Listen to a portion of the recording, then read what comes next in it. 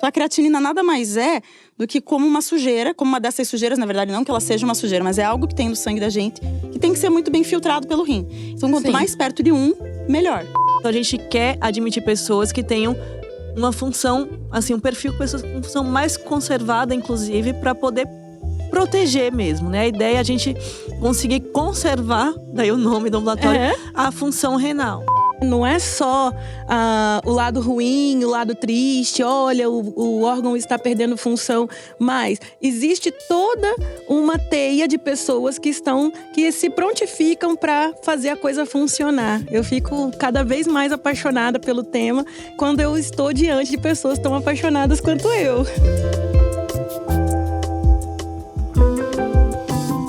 Oi, pessoal! É um prazer receber vocês para mais um episódio do Hemodiálogos, o seu videocast favorito sobre a saúde renal. E aqui a gente recebe quem entende do assunto para descomplicar a nefrologia para você. Eu sou Jéssica Marcelo e vou te ajudar nessa jornada de conhecimento. Nós estamos juntos todas as quintas-feiras, no Spotify e também no YouTube. E para não perder nenhuma novidade, acompanhe a gente no @hemodiálogos no Instagram. Entra, fica à vontade. Quando recebemos os resultados de um exame de ureia e creatinina, às vezes a gente fica sem entender muito bem o que eles significam. E, é claro, nesse momento, não existe ninguém melhor para te acompanhar nessa jornada do que um nefrologista. Para quem está nessa jornada de doença renal crônica, já deve ter ouvido falar nessa palavra, tratamento conservador. Essa expressão é muito dita, mas nem sempre a gente entende bem o que ela significa. Para explicar essa expressão, hoje nós vamos receber duas pessoas pelas quais eu tenho um carinho muito especial. São médicas, são mães e são incríveis. Eu gosto muito delas e eu estou muito feliz de recebê-las para falar sobre uma coisa que elas também adoram: tratamento conservador. Vem com a gente! Está começando mais um Hemodiálogos. Você pode parar de procurar, você já encontrou o que você precisava. E para começar com o clima lá no alto, eu quero que sejam muito bem-vindas doutora Maria Amélia e doutora Crícia. Por favor, se apresentem para o nosso público, meninas. Meu nome é Crícia, eu e a Maria Amélia também. Nós somos nefrologistas. A gente trabalha na Universidade Federal de São Paulo, no Hospital do Rim, com tratamento conservador, ou seja, com os pacientes que têm doença renal crônica e não estão ainda em terapia renal substitutiva, que seria a hemodiálise, a diálise peritoneal, e que também ainda não transplantaram. E a gente faz parte de uma equipe muito maravilhosa, que só lida com isso. Temos ambulatórios todos os dias da semana e somos responsáveis por algum deles lá. Exatamente, a gente trabalha junto, né, como a Crícia falou, nesse ambulatório. Já faz algum tempo que a gente tá lá, que trabalhamos juntas lá. E, assim, lá é dedicado ao tratamento, né, de pacientes com doença renal crônica, nesse tratamento conservador, em várias fases e com várias características também. Então, por exemplo, a gente tem lá um ambulatório que vê pacientes que têm diabetes e tem alguma alteração da função renal também. Muito bem. Bom, para a gente começar, para dar o pontapé inicial sobre esse tema que muita gente fala, mas pouca gente explica o que é realmente, a gente pode começar partindo desse lugar. O que realmente é o tal tratamento conservador? Fala pra gente, Meia. Então, nosso ambulatório, né, e que a gente se propõe a fazer isso, a gente trata pacientes que têm alguma alteração renal, né? Quando a gente fala DRC, muita gente fica com dúvida, porque a definição de DRC é muito ampla, na verdade, né? Qualquer alteração que você tenha que seja crônica. Então, não necessariamente para esse diagnóstico vou ter uma alteração da taxa de filtração glomerular, embora o que a gente saiba, o que a população tenha mais acesso mesmo, é que os pacientes que têm doença renal crônica têm alguma alteração da função renal, estritamente, né? Nosso perfil no ambulatório ele é bem diverso nesse sentido também. Mas a ideia do tratamento conservador é a gente acompanhar os pacientes que têm alteração, né? Principalmente alteração da função renal, de forma que a gente consiga controlar todas as condições que podem levar à piora, né? A progressão da perda de função do rim e fatores associados também. Sim. Bom, e nesse lugar, qual que seria o papel do paciente? Paciente que descobriu agora que tem doença renal crônica e está iniciando o acompanhamento com vocês em tratamento conservador. Ele tem um papel importante nesse processo? Claro. Na verdade, em primeiro lugar, o paciente costuma ser referenciado pra gente, porque a gente tá num sistema dentro do SUS, né? Sim. Então, já a chegada do paciente lá já é uma coisa bastante importante, porque é ali que a gente vai explicar para ele o que é que está acontecendo e vai fazer com que ele entenda o que está se passando. Normalmente, infelizmente, nossos pacientes chegam lá não sabendo muito bem do que se trata.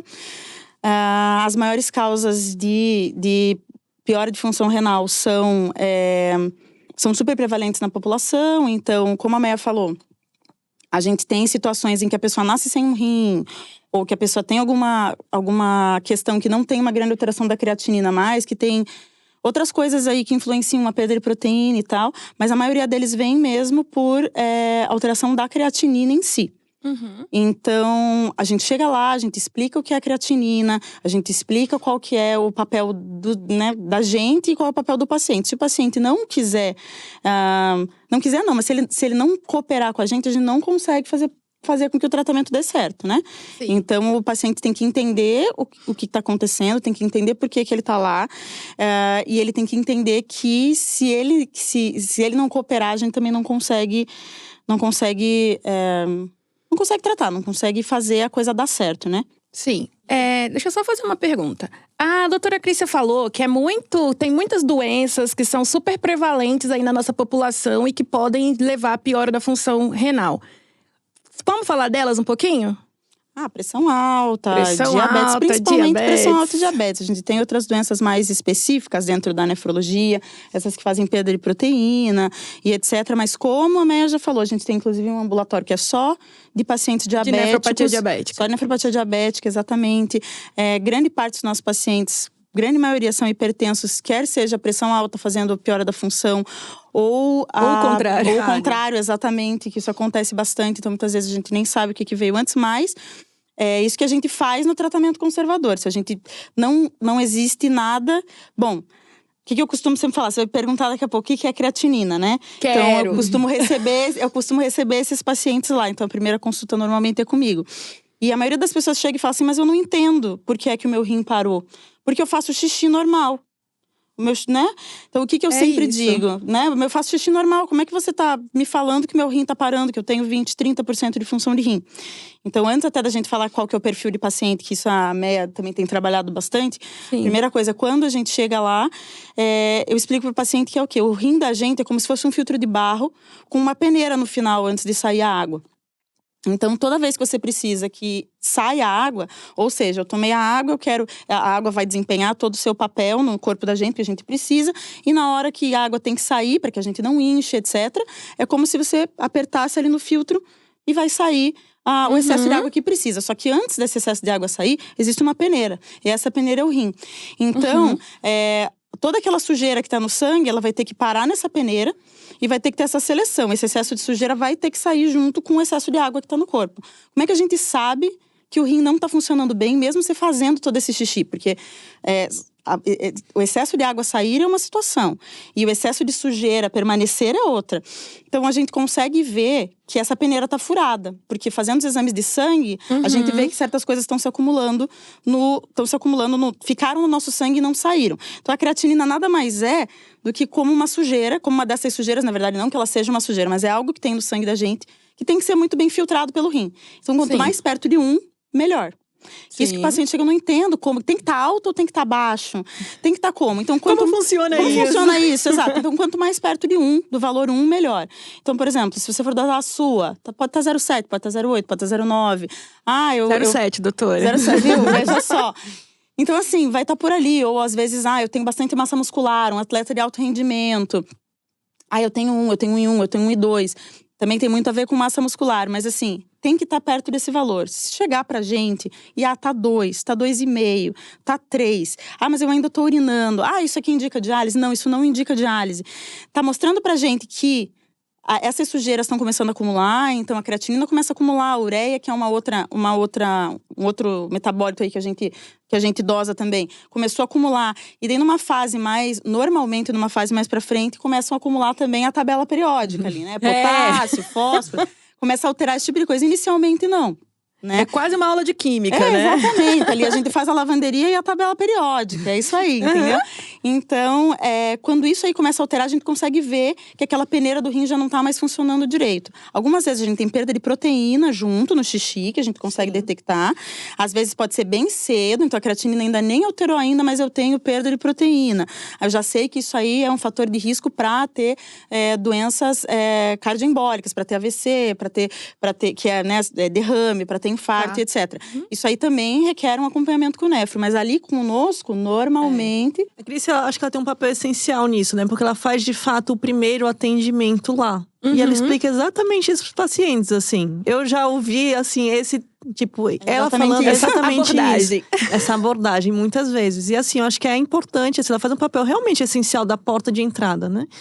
Como ela falou, a gente é um serviço referenciado, né? A gente está dentro de um sistema, que é o SUS, que os pacientes nos são encaminhados. E muitos chegam realmente sem ter noção do que está acontecendo ali. Então, assim, não é infrequente isso, né? E muitas vezes sem a gente ter o que fazer. Então, o que a gente quer no tratamento conservador é que o paciente chegue e a gente ainda tem o que fazer por ele. A gente quer… para evitar essa progressão. E às vezes eles chegam, não sabem o que está acontecendo e aí tá tão avançado que a gente não tem o que fazer. Exatamente. Então, assim, isso é uma frustração que a gente fala muitas vezes, né? Que nós, como nefrologistas, eu acredito que seja uma rotina para os outros nefrologistas que estão ouvindo aí no Brasil. Eu acredito que seja uma rotina mesmo. O nefrologista ser procurado já num avançar da doença, que já não tem mais muito que nós possamos fazer para evitar tanto progressão de doença ou para ter alguma proposta terapêutica acerca do que está causando, né?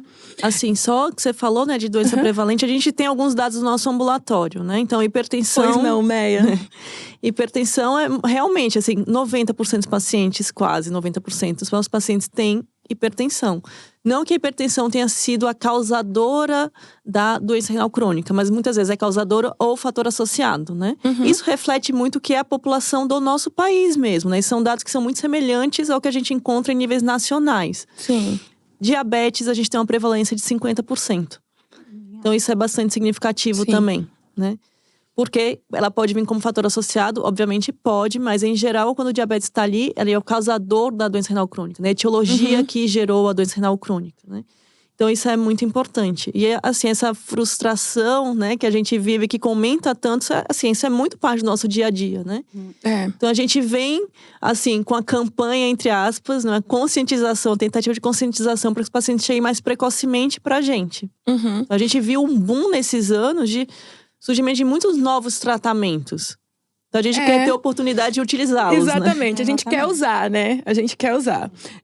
Bom, eu acho que uma das coisas mais importantes nesse momento é que a gente defina exatamente o que é doença renal crônica e quais são os estágios, tá? Então, Meia, diga pra gente. Como eu falei, né? A doença renal crônica, assim, a definição dela ampla, digamos assim, é você ter uma alteração de função ou albuminúria, ou alguma alteração também anatômica importante do trato urinário, que tem a duração maior ou igual a 3 meses, né? Maior que 3 meses, digamos assim. Então, essa é a definição global da doença renal crônica. Quando a gente está falando de alteração de taxa de filtração glomerular, a gente está falando de taxa de filtração glomerular menor que 60. O que é isso, assim? Limpeza do sangue. Traduzindo, é como, assim, a gente considera que a função está alterada quando os rins estão filtrando ou funcionando com menos de 60%. Né? Isso. E a partir daí a gente vai ter a classificação, que é a classificação que a gente usa, né? Que é do CADIGO, que é a classificação universalmente utilizada. E a DRC é classificada em estágios 1 a 5, né? Sim. No 1, você tem uma taxa de filtração, ou seja, uma porcentagem de funcionamento normal. Mas para ser classificado como estágio 1, você tem que ter, então, uma albuminúria, né? Perda de proteína no rim.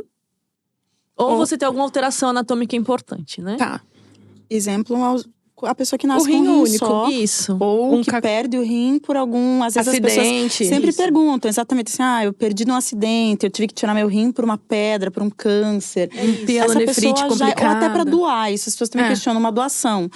Né? Doei meu rim, virei um renal crônico. Isso é um fato.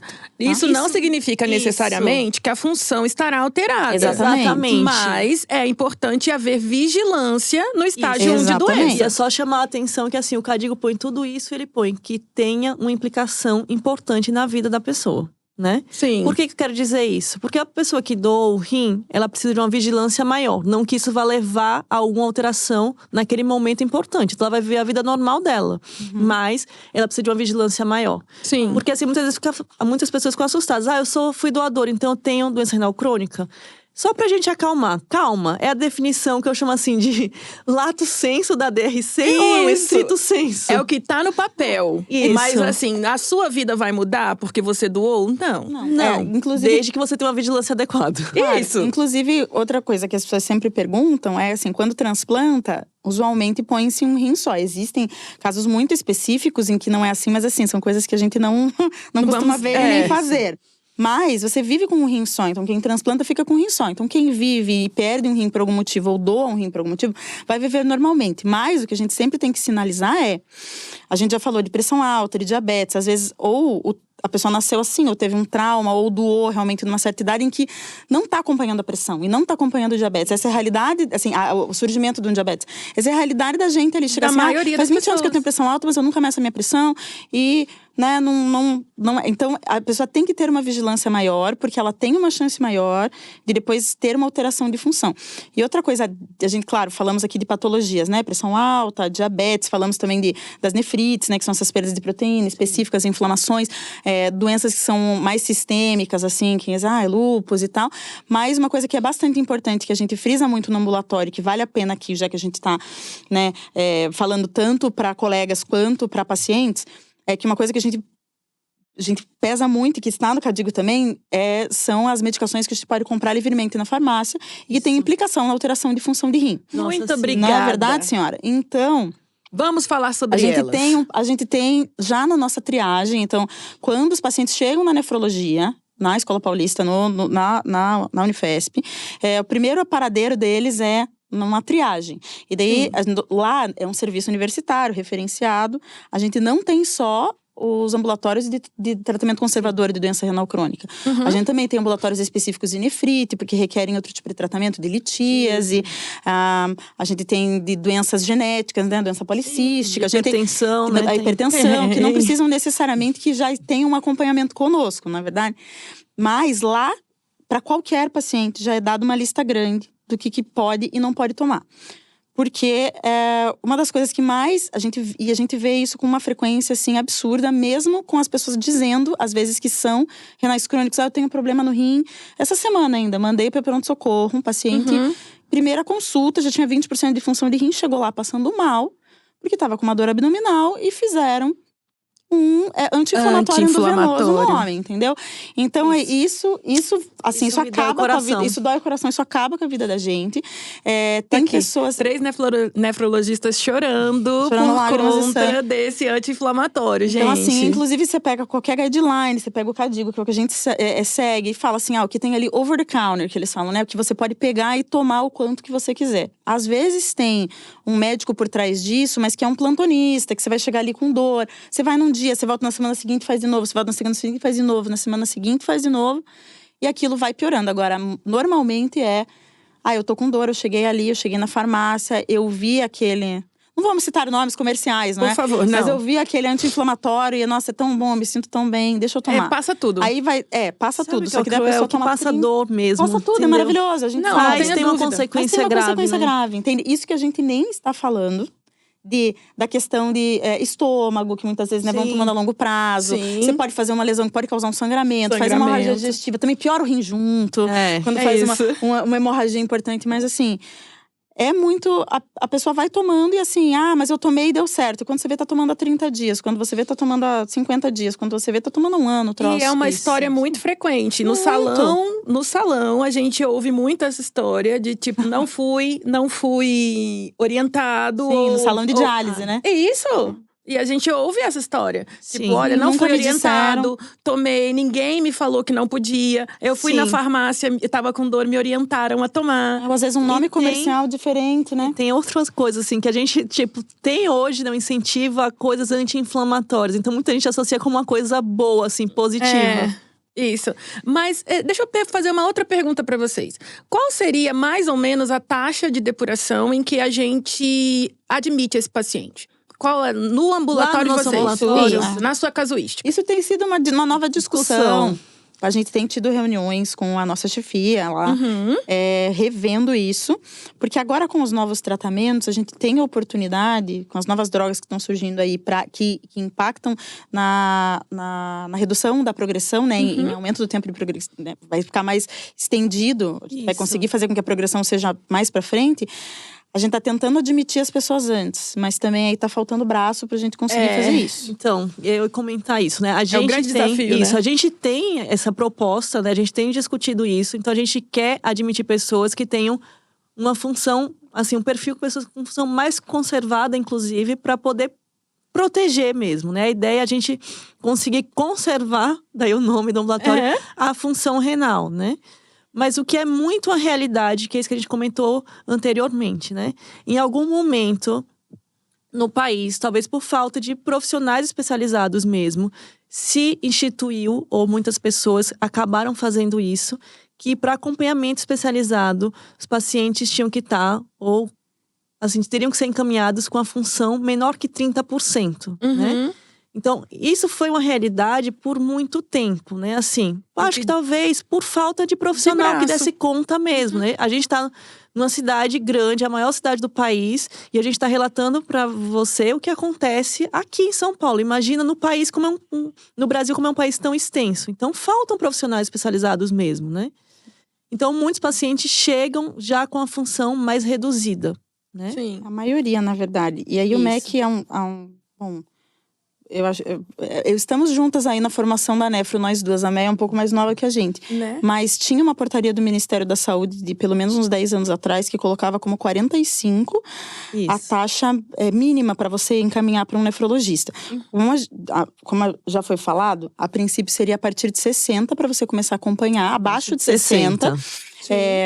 A partir é porque a gente fica olhando a parte de baixo aí da pirâmide, mas a 60 para baixo seria uma indicação de já ter um nefrologista. Então, assim, eu tenho, eu tenho meu plano de saúde, tenho isso, tenho aquilo, funciona de forma diferente. Então, pelo SUS, que a gente tem de portaria do MEC hoje, do Ministério da Saúde hoje, seria abaixo de 45, mas a maioria deles chega pra gente.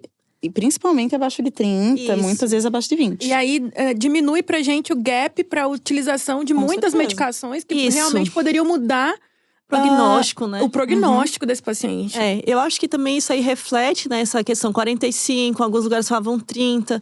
Reflete muito o que a gente passou, sejamos honestos, assim, um gap muito grande de opções de tratamento, né? A gente tem IECA há 40 anos, BRA há 30 anos. Estudo com BRA tem 30 anos, 95, né? Foi um estudo grande. Sim. Que mostrou nefroproteção. E daí… indubitavelmente é o que a gente tinha. E até nem tem tanta gente que acaba fazendo o que a gente faz. Até hoje a gente ainda tem que bater na tecla de que precisa usar IECA, BRA. Inclusive pra otimizar as medicações novas que estão surgindo agora. E assim, eu quero chorar lágrimas de sangue quando alguém fala, mas tiraram esse remédio que falou que fazia mal pro rim, assim, eu quero… mas isso não é… é a coisa mais comum. E não é infrequente, né? Tiraram o meu losartan. Aí você fica… Não. E agora? E você não conhece o paciente, e ele tá ali na sua frente, com aquela função. Vou voltar agora, vou voltar daqui a pouco. E aí gera mas vou voltar. Mas vou voltar, A não ser que realmente ali… Infelizmente, isso que a gente tava falando. Às vezes a gente encontra, né? Mas às vezes a gente chega ali e já tem que jogar a toalha pro paciente. Então, eu faço primeiras consultas desse ambulatório de doença renal crônica. Isso. Mensalmente eu tenho, para não dizer toda semana, mas mensalmente eu tenho pelo menos 2 pacientes. Isso é bastante. São 10 vagas por cada sexta-feira. Que é o dia que a gente atende, porque é uma consulta um pouco mais demorada. Então, não dá para ter tantos pacientes assim. São 10 vagas a cada sexta-feira. Pelo menos, então, digamos, 40 pessoas no mês. Pelo menos 2, quiçá 3 pessoas, às vezes mais. Eu mando já conhecer diálise. Que já chega já com manda indicação. A pessoa pensando. Isso. A pessoa tá ali perto de 10% de filtração. Tem que… né, a gente tem uns materiais educativos. Que a gente tem ali no nosso serviço, né? A diálise peritoneal, que é uma que tem que conhecer, ver a adaptação do paciente. As hemodiálises normalmente são mais conhecidas, mas você já tem que dizer pro paciente, olha… Então, isso para nós que fazemos conservador é meio que jogar a toalha. Porque você fala assim, aqui o rim é crônico, a pessoa tem essas doenças há muito tempo, a gente já tem sinais de que tem acometimento até de outros órgãos, no caso de diabetes, pressão alta. Já foi, né? Coração. já foi, olhos, falar, então, vamos encarar a realidade, né? A gente nunca desanimados, porque, né? Assim, vamos lá, vamos encarar. Com sorriso no rosto, sorriso no rosto, vamos lá, vamos encarar essa realidade. Olha, terapias sinais substitutivas são essas as possibilidades. A gente já começa ali na primeira consulta a perguntar pro paciente quais são as possibilidades dele de fazer uma ou outra. É horrível. É horrível. Sim. Pra gente horrível, você fala, cara, não acredito. Porque, na verdade, não deu nem tempo de estabelecer vínculo, né? Não, você tá acabando de conhecer a pessoa e de repente você já tá pedindo sorologia, pedindo pra pessoa te mandar o endereço dela pra você pedir a diálise. Você fala assim, meu Deus, coitada da pessoa, já que chegou momento ruim eu cheguei na vida dela, né? E uma coisa que eu falo em várias consultas, eu falo, eu não tô desmerecendo, eu tô lidando com isso rapidamente, porque a gente tem aqui, né, tem que seguir o fluxo, tem que seguir o fluxo. Mas assim, é muito ruim. Ninguém aqui queria estar na tua situação, não tô desmerecendo, é difícil, mas assim… Ninguém me falou que eu tinha pressão alta. Ninguém me falou que a minha diabetes estava assim. Eu acho que isso é, existe uma deficiência mesmo, talvez assim, de outros momentos, né? Ter sido explicado para ela o que ela tinha e quais eram os riscos, né? Eu acho que a gente tem uma grande vantagem, digamos assim, que você ainda assim tem um tratamento a oferecer, né? Sim. Os pacientes chegam lá e falam assim, olha, aqui tá muito danificado o teu rim, mas a gente te dá também opções de tratamento, né? Então, eu procuro me apegar a isso também. Exato. Assim, mesmo que seja um 20%, assim, quando o paciente, como voltando à tua pergunta do se o paciente tem que… Qual que é o papel do paciente nisso aí? Se o paciente não entende o que ele tá fazendo, se ele não compra a ideia que a gente tá passando para ele, que é de vamos controlar a sua pressão. Outra coisa que eu sempre falo, não existe nenhum remédio que vai fazer a creatinina baixar. Porque é isso que eles chegam perguntando. Mas e agora? Como é que eu recupero essa função do meu rim? Eles falam assim, olha… A função do rim só volta quando é alguma coisa aguda acontecendo. Então, teve uma infecção e seu rim já era meio danificado. Teve um acidente. Teve um acidente, teve uma obstrução de uma sonda, você tem um problema de próstata, bababá. Assim, teve uma coisa pontual, existe chance dele voltar. Aquilo ali não é pontual, não tem nenhum remédio que vai fazer sua creatinina baixar. Então, o que vai fazer com que você pelo menos fique nesses 20% que sejam? Controlar a pressão, controlar o diabetes, controlar a dieta, fazer um exercício físico, controlar colesterol para evitar que tenha um infarto, que tenha um derrame, porque é isso aí que, né, que vai… faz então, o desfecho duro do nosso paciente. Se o paciente não entende isso e não trabalha junto com a gente… Né? Isso em qualquer situação na medicina, né? Qualquer situação, mas ali é imprescindível. É imprescindível. Entendeu? Bom, a gente tá falando do tratamento conservador, a gente já falou de alguns atores dentro dessa cena. Então, a gente já falou do papel do médico, falamos do papel do nosso paciente. Agora a gente vai falar um pouquinho sobre qual o papel da nossa equipe multidisciplinar nessa demanda. Nossa… É muito importante, né? Tudo! É infinito. É muito importante. Amigas, nós te amamos. É isso. Então, assim, a gente sofre muito até quando não consegue oferecer naquele momento, né? Nutricionista, assim, Sim. muito essencial, né? Assim, muito essencial. Então, idealmente, a gente queria trabalhar com a equipe multidisciplinar, obviamente, né? Eu queria ter enfermeira lá, um nutricionista lá, eu queria ter um psicólogo lá, assistente social lá. Então, assim, se a gente pudesse oferecer tudo isso de equipe multidisciplinar, seria o ideal, assim. O ideal é que a gente tivesse todos esses profissionais, todas essas peças do jogo ali disponíveis o tempo todo. Existem alguns dias em que a gente tem pessoas mais disponíveis, outros dias que não. Mas assim, a primeira que vem na nossa cabeça é a nutricionista. Porque pra gente, é isso, é questão de controle de diabetes, de pressão e etc. Se você não tem uma orientação. E depois, numa fase final também, ensinar pro paciente questão de… Quelantes. Proteína, ingesta de proteína, o que ele pode comer, assim, que seria mais indicado, o que não pode comer e tal, mas… Quando a gente pede uma diálise, assistente social sempre vai ter que estar ali. O paciente fica ali acabado e às vezes você não consegue dar toda a atenção que você gostaria. Então, psicólogo é super importante. Fisioterapia é uma coisa muito legal, a gente costuma mais ver nas diálises em si. Sim. Mas, poxa… Né, fazer seria ótimo. O físio e o educador físico também. Exatamente. Porque a gente costuma dizer assim, esse paciente, ele não pode fazer nada, né? Tipo, mas na verdade, ele tem muito que fazer, pelo contrário, ele tem que fazer. Só que com uma orientação, né? A gente tenta dar orientação, é claro que assim como a Nutri. A gente tenta orientar uma dieta, mas o especialista nisso é o nutricionista. A gente tenta orientar um exercício físico, mais o educador físico, fisioterapeuta, que são os especialistas, as pessoas mais indicadas, habilitados, né? E enfermeiro, a gente infelizmente não costuma ter ali conosco, mas que são sempre presentes nas terapias dialíticas, tanto na EMO quanto na DP e tudo mais. Mas que também é super interessante se a gente tivesse. Mas o primeiro que vem na nossa cabeça é o nutricionista. Sim, É sem o dúvidas. Nutri. Bom, a gente passou todo esse tempo aí no tratamento conservador, foi absorvido pelo serviço, entendeu o processo de cuidado e preservação da função, do conservar a função enquanto possível, mas é uma doença crônica e progressiva, a doença renal crônica. E eis que chega o momento da gente falar sobre terapias substitutivas. Só fazemos isso, né? É porque a gente tem ambulatórios, tanto eu quanto a Maria Amélia faz a doença diabética, né? A nefropatia diabética. E eu faço um ambulatório que a gente chama de DRC5, é só abaixo de 20. Sim. Então toda semana tem que falar com alguém sobre a possibilidade de dialisar, já mandar para conhecer as terapias. E um pouco do que eu já tinha comentado aqui. Ninguém quer estar na pele daquela pessoa, porque a gente sabe que é uma doença crônica, uma doença progressiva. Existem pacientes com doenças genéticas, doença policística, que você sabe bem. Sim. Já chegam sabendo que aquele rim tem uma validade, que aquilo vai acontecer e já conseguiram trabalhar. Agora tem gente que chega ali, é tudo muito novo e vai ter que entrar naquilo. Ou pessoas que batalharam muito. Tenho pacientes que estão aí hoje mesmo pela manhã. Uma pessoa que chegou pra mim com uma taxa de uns 12 e faz um ano que o cara tá no 12. Mas por que faz? Foi 30 de julho do ano passado e estamos aí em setembro. Ele já viajou, foi ver a família, não sei o quê. Por quê? Porque é um cara que entendeu que, né, a proposta da gente, que realmente, graças a Deus, tá dando certo. Claro que vai de pessoa para pessoa.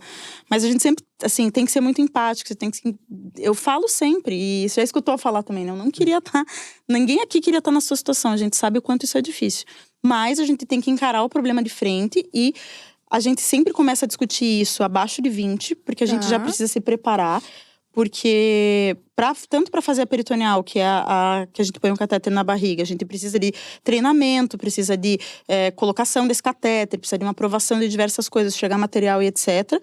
Quanto para emo, mas se é urgencial, eu vou para o pronto-socorro e vou colocar um catéter no pescoço. Essa condição é longe de ser o ideal, né? É longe de ser o ideal, é isso que eu dizer. Com certeza. Inclusive, quando eu digo para o paciente, eu não sei o que eu quero, eu digo, olha, querido, a gente tá aqui para te dar essa opção. A maioria das pessoas não tem. Não tem. A maioria das pessoas vão saber na porta do pronto-socorro que a função do rim tá desse jeito e vão ser colocadas em diálise no susto.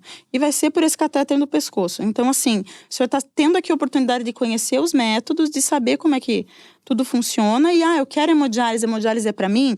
Eu mando para conhecer, todo mundo, se não tem contraindicações, mas vamos conhecer a peritoneal? Vamos.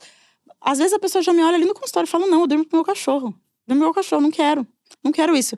Beleza, existem materiais sobre hemodiálise, a gente coloca numa fila para fazer pede um eco, fila para fazer uma fístula, você prepara a pessoa, porque a hora que chegar o momento dela, ela vai para aquilo mais tranquilo e a cada consulta você vai conversando um pouco mais. Mas o que eu sempre tento fazer, eu sei que vocês sempre tentam também, ninguém queria estar passando por isso, mas temos que encarar de frente.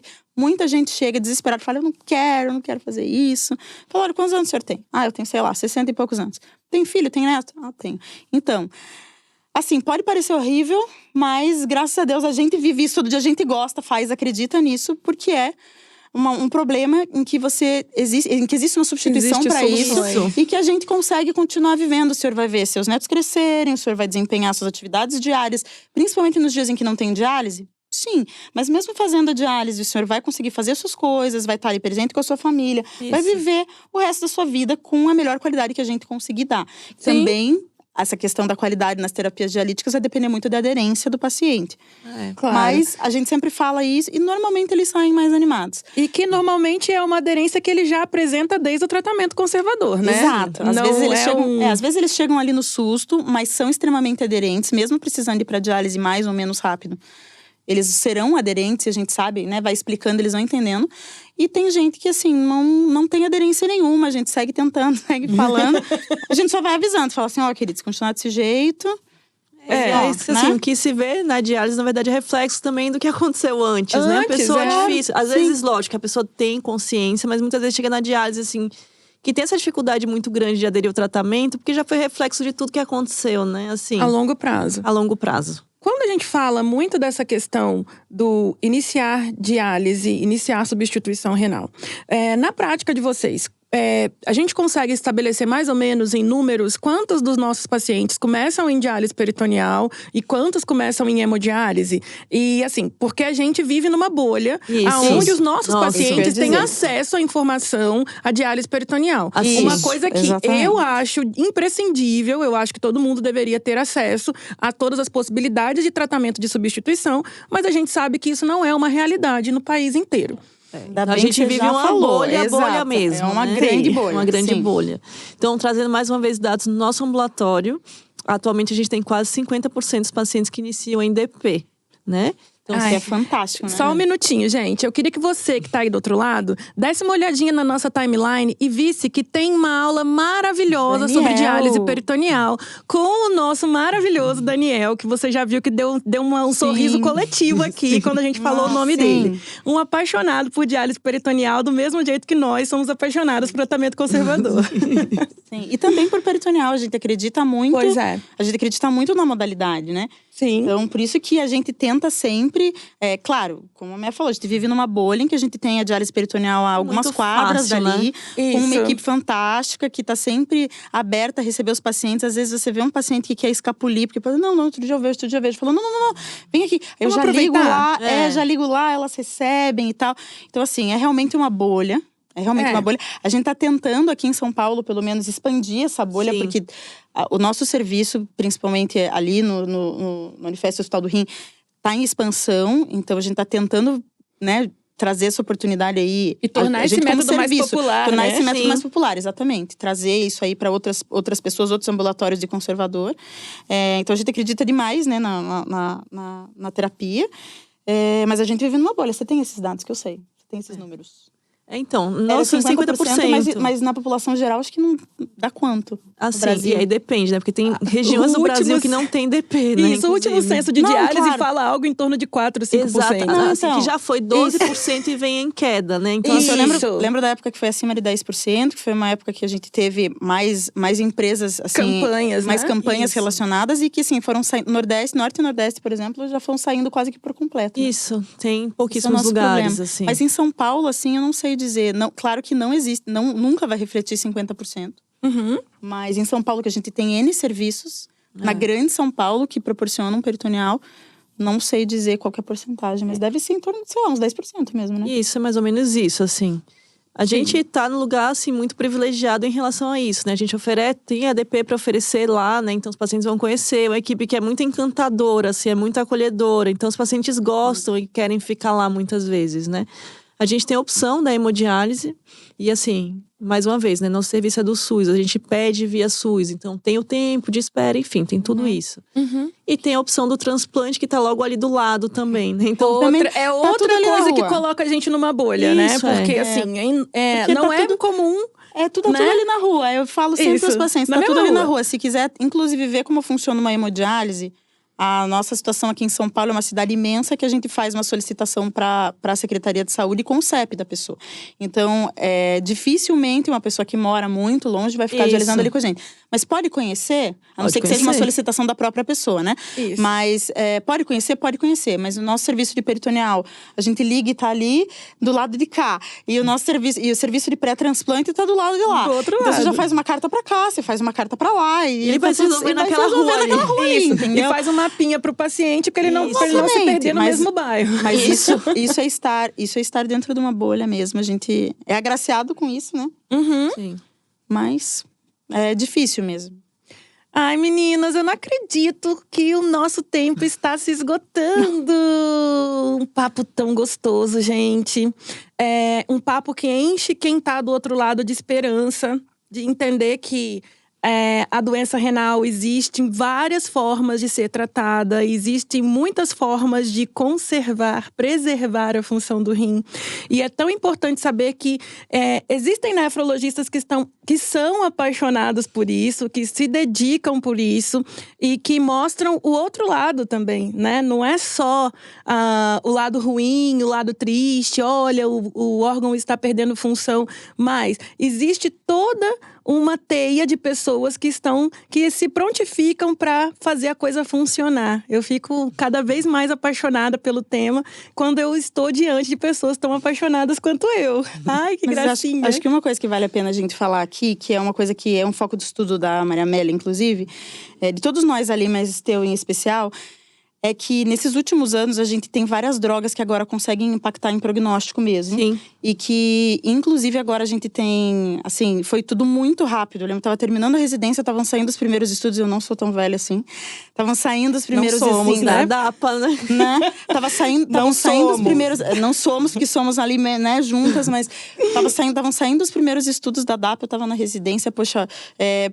Pegamos a liberação por alto custo, isso. Pegamos a consulta pública.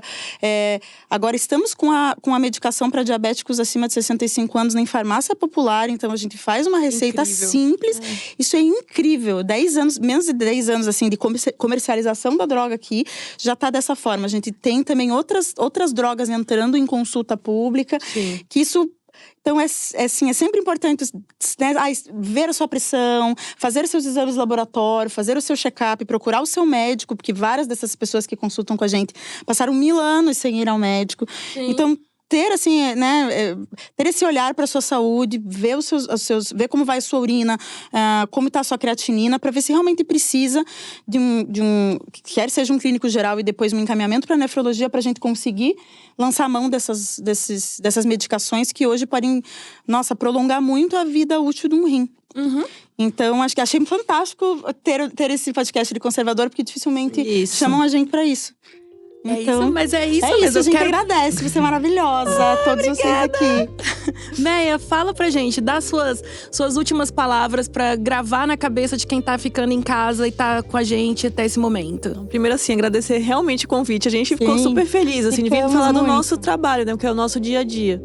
Eu diria também exatamente isso, é uma época de florescimento, assim, de muita coisa dentro da nefro, né? Isso refletiu no tratamento de diabetes, no tratamento da DRC em si. Eu acho que é essencial isso que a Cris falou, assim, quem tem ou não tem condições que estão muito implicadas na DRC deve ter um acompanhamento próximo, né?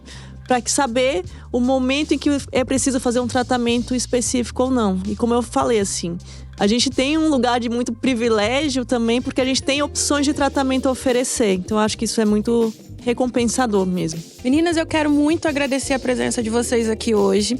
Eu acho que nós estamos vivendo uma mudança de era dentro da nefrologia, com todas as medicações. Uma mudança de era parecida com aquela que a gente viveu lá nos anos 90, isso. Quando foi o início do IECA e BRA, e que a gente não tinha nada para mudar prognóstico, mudar qualidade de vida dos nossos pacientes. A gente passou a ter IECA, BRA e agora a gente está tendo boom de medicações que vai ser a nova era da nefrologia. E contar com vocês para falar sobre isso e para estar comigo aí diante desse grande problema que é a questão da doença renal crônica no mundo. Sim. Mas agora com mais arsenal para essa batalha, é muito importante. Então eu queria agradecer a vocês, meninas, muitíssimo. A gente que agradece. A gente que agradece. E também queria agradecer a você que está aí do outro lado e que esteve conosco até agora. O Hemodiálogos é o seu lugar para aprender mais sobre a saúde dos rins. E se ficou alguma dúvida, algum comentário, fica à vontade. Pode colocar aqui embaixo. A gente lê tudo e responde para você depois. Para não perder nenhum conteúdo, você pode seguir a gente nas redes sociais, no @Hemodiálogos. E você é sempre o nosso convidado, todas as quintas-feiras, tanto no Spotify quanto no YouTube. Tchau!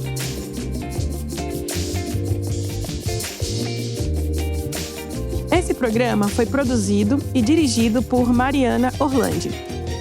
Roteirizado por mim, Jéssica Marcelo, e por Mariana Orlandi. Gravado, editado e pós-produzido por Zamunda Studio. E é apresentado por mim, Jéssica Marcelo, que te espero na próxima quinta-feira para mais um episódio de Hemodiálogos. Tchau!